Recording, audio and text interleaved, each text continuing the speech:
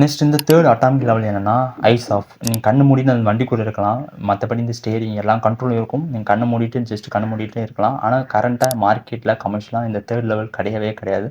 ஆனால் fourth level என்னென்னா mind of. நீங்கள் ஜஸ்ட் வண்டியில் உட்காந்தா மட்டும் போதும், உங்களோட டெஸ்டினேஷன் என்ன சொன்னால் மட்டும் போதும், அது வந்து கரெக்டாக எங்கே உங்கள் டெஸ்டினேஷனோ அங்கே போய் இறக்கி விட்ரும். இது வந்து மார்க்கெட்டில் கமர்ஷியலாக இருக்குது. கூகுள் டாக்ஸி, க்ரூட்ஸ்னு ஒரு கம்பெனி வச்சுருக்காங்க.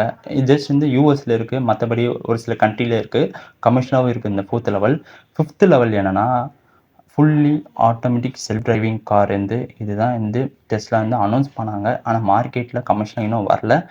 ஃபிஃப்த் லெவல் என்னென்னா நோ ஸ்டேரிங்கே இருக்காது, fully automatic self driving car. Fifth level காரில் வந்து ஸ்டேரிங் இருக்கவே இருக்காது, நோ ஸ்டேரிங். அதுதான் வந்து அட்டாமிக் ஃபிஃப்த் லெவல் வந்து நோ ஸ்டேரிங் வந்து சொல்கிறாங்க. இது வந்து கரண்ட்டாக அனௌன்ஸ்மெண்ட்டாக பண்ணிட்டுருக்காங்க, ஆனால் மார்க்கெட்டில் இல்லவே இல்லை. ஃபோர்த் லெவல் இருக்குது. ஃபோர்த் லெவல் பற்றி இன்னொரு வீடியோவில் சொல்கிறேன் நான்.